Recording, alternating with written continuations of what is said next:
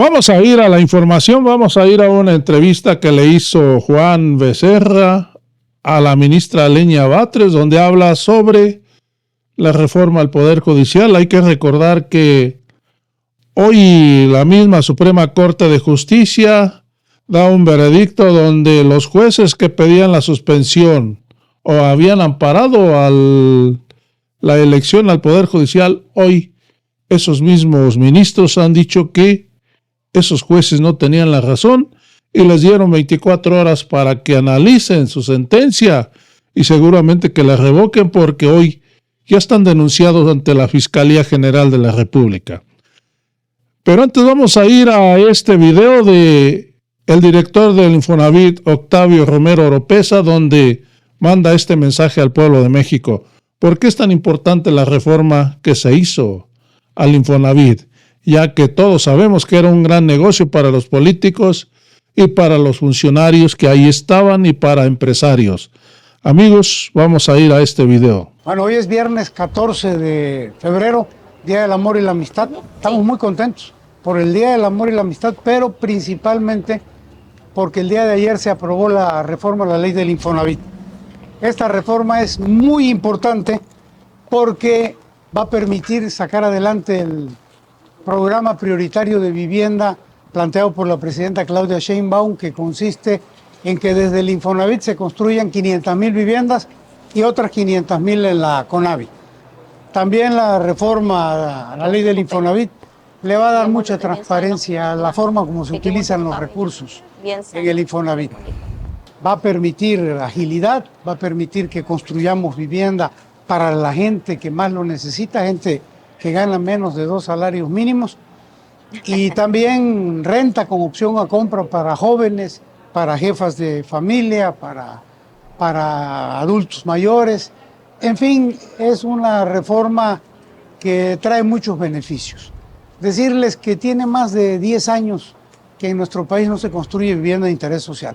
Hay un gran rezago, hay una gran necesidad, y esta reforma va a permitir que se pueda hacer realidad el sueño de muchísimas familias de tener una vivienda. Así es de que estamos muy contentos. Va a seguir el Infonavit siendo una institución tripartita, esto es, va a haber un sector de los trabajadores, un sector de los empresarios, el sector del gobierno tomando las decisiones, pero va a ser mucho más ágil los procedimientos. Y sobre todo, el dinero de los trabajadores está totalmente seguro. El dinero que hay en el fondo de vivienda solamente puede ser usado por el trabajador para adquirir una casa, para mejorar su casa, o si no necesita casa, en el supuesto, el día que se retire se lo lleva en su pensión. Es un dinero que está seguro y es un dinero que es sagrado para nosotros. Tenemos que decir que hoy financieramente el Infonavit está en una situación muy favorable gracias al gobierno del licenciado Andrés Manuel López Obrador. Cuando el licenciado López Obrador en el 2018 llegó al gobierno de la República, el fondo de vivienda tenía 140,000 millones de pesos.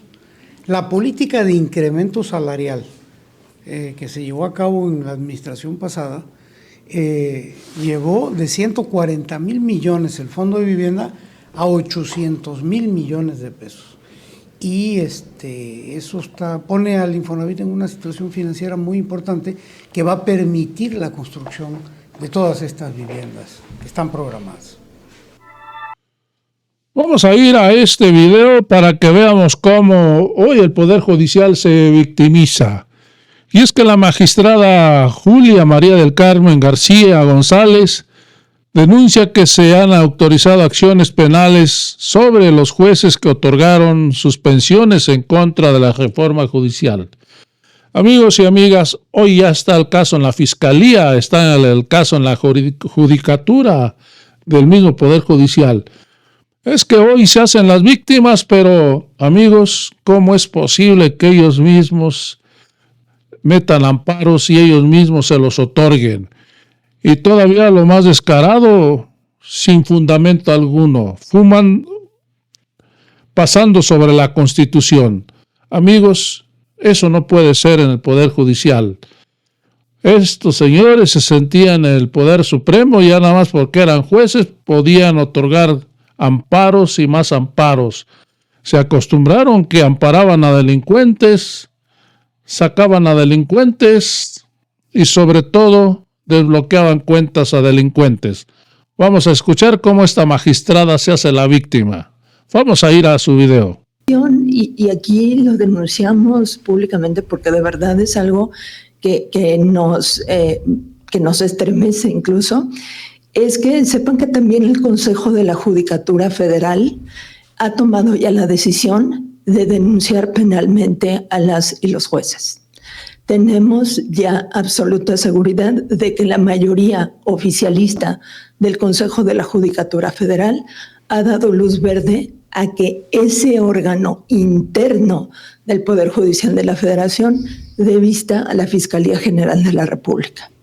Nuestra absoluta solidaridad con la jueza María Gabriela Ruiz Márquez, con el juez Sergio Santamaría Chamú, porque pues esto nos revela algo que ya sabíamos, no solo nos los reitera. Estos órganos están totalmente cooptados por el oficialismo.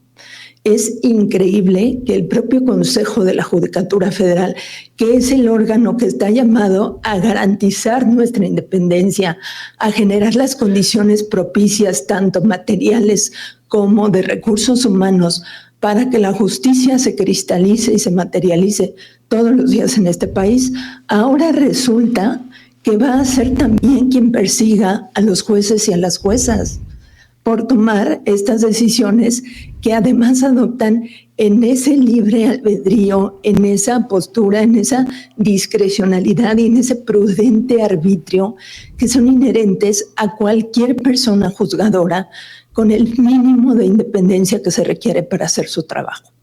Entonces, esta mayoría del Consejo de la Judicatura Federal, ¿integrada por quién es? Integrada por quien se tuvo una carrera judicial en su estado y que después se dedicó a hacer política, o por quien tuvo una carrera también que no tuvo mayores matices ni mayores brillos y a la que poco le conocemos la voz, pero eso sí, es la primera que indica que hay que sancionar a todo mundo, ¿no? Con qué autoridad moral incluso. Yo invitaría a algunas de estas personas consejeras de la judicatura a que tuvieran un debate en términos estrictamente jurídicos con las personas juzgadoras que ahora están persiguiendo. Lo que queda claro con esta magistrada es que hoy se están haciendo las víctimas, pero no dice nada que ellos mismos metían los amparos, ellos mismos se los otorgaban, violando la Constitución. Amigos, ahí no dice nada. Hoy se quejan de que el caso ya está en la Judicatura y de ahí ya está en la Fiscalía General de la República. Ojalá que sirva de escarmiento para que estos jueces no se sientan el Poder Supremo pasando sobre la Constitución. Amigos, ahora sí vamos a ir a la entrevista de Lenia Batres con el periodista Juan Becerra. Vamos a ir al video.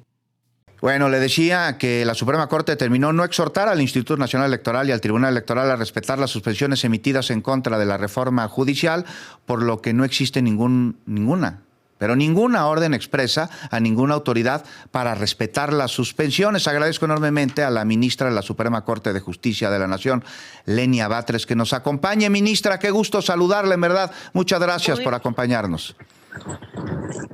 Buenas tardes, Juan. Aquí a sus órdenes. Saludos a su auditorio. Muchas gracias, ministra Lenia Batres. Pues, su opinión con respecto a la determinación de la Corte de no exhortar al INE ni al Tribunal Electoral a respetar suspensiones emitidas en contra de la reforma judicial. Pues yo creo que es correcta. Pues la Corte no tiene facultad para andar exhortando a nadie. Debería ejercer sus facultades que son bastante fuertes cuando resuelve el fondo de un asunto. La principal objeción que manifestaba ayer respecto de esta aprobación es que estábamos en realidad resolviendo fuera de un juicio, estábamos resolviendo una supuesta duda de competencia de un comité que ya no existe, pero no estábamos resolviendo lo que sí teníamos facultad de resolver, que era decir simplemente el juzgado de distrito tiene esta facultad, el tribunal electoral tiene esta otra facultad. El problema es que no podíamos nosotros ni siquiera decidirlo así, porque la Constitución es terminante en que no podemos nosotros como Suprema Corte opinar sobre las facultades que se le dan al Tribunal Electoral en el artículo 99 de nuestra Constitución. Entonces agarran un artículo de una ley orgánica abrogada y ahí tratan de darle carácter jurisdiccional. De hecho, el ministro Gutiérrez Ortiz Mena le llama sentencia. Entonces, en una supuesta sentencia se determina se determina algo muy fuerte, que es que darle carácter de opinión a las resoluciones del Tribunal Electoral. O sea, la Corte invade las facultades del Tribunal Electoral de nuestro país y se atreve a darle carácter de opiniones. Eso es gravísimo. Y luego determina recomendarle a los juzgados de distrito que estudien, y hasta le pone plazo, que estudien en 24 horas las suspensiones que han otorgado, pero no dice lo que debería decir. En el caso de los juzgados de distrito, ahí sí tiene facultad y debería ejercerla y decirle a los juzgados de distrito: levanten de manera inmediata esas suspensiones y sobreséase. Es más, tenemos tanta facultad al respecto que nosotros mismos podemos determinar el sobreseimiento. Claro que no lo podemos hacer en el marco de esa facultad que estábamos utilizando. Con base en esa ley orgánica y fuera de un juicio, sino que teníamos que hacerlo en el marco de nuestra facultad de revisión de los juicios de amparo, y en ese caso tenemos plena jurisdicción, es decir, podemos resolver las sentencias. El tema ahí ha sido pues que en un conjunto de artimañas extrañas el propio Poder Judicial, la Suprema Corte, no ha querido atraer esos juicios ni ningún otro, porque, y ayer lo manifestaba cuando estábamos discutiendo, yo les insistía que no habláramos nada más de los juicios electoral o de los juicios de amparo que se habían metido en la materia electoral. El tema para nosotros pues podría ser intrascendente en términos de ser electoral, cuando la Constitución prohíbe expresamente que se puedan interponer juicios de amparo contra reformas constitucionales, y ahí la materia no importa. En realidad deberíamos nosotros como Suprema Corte de Justicia sobreseer esos y todos los juicios de amparo que se han admitido en nuestro país en materia electoral y en cualquier otra que tenga que ver con la reforma judicial. Y ahí los ministros fueron omisos, nadie dos veces insistía en el tema.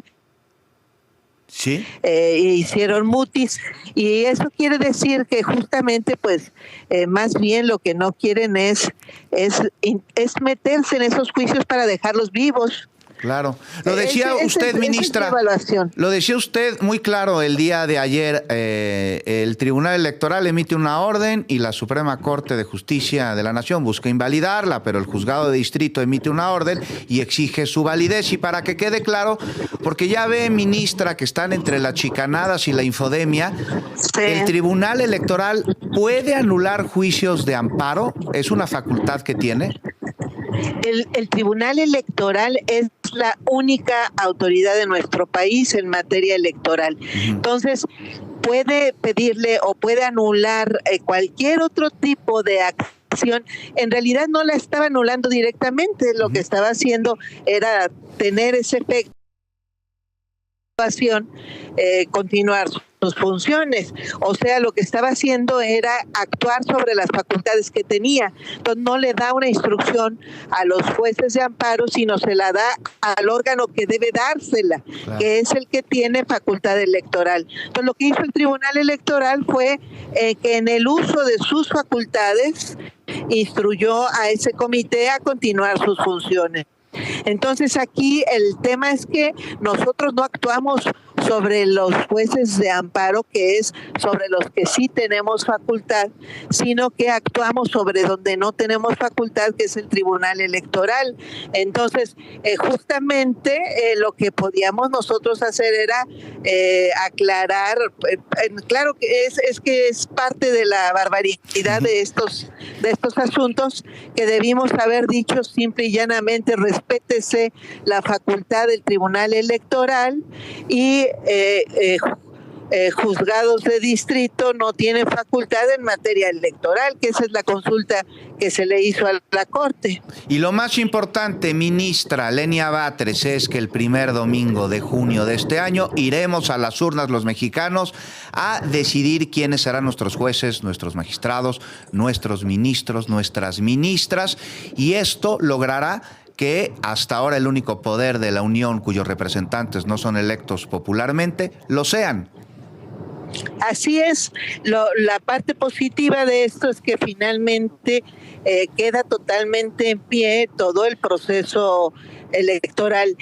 Justo el tema de los exhortos estos que venían incluidos en el proyecto original, que finalmente no se aprueban, pues iban dirigidos a inhibir la facultad de estas diversas autoridades y a generar la idea, porque ni siquiera podían instruir, y por eso es que exhortan, generar la idea de que tenían estas autoridades como el INE que estar obligadas a suspender sus funciones. Eso no existe ni como exhorto, eso es positivo, pero aún existiendo, de todas formas no iba a tener ningún efecto, porque los exhortos no generan actos jurídicos.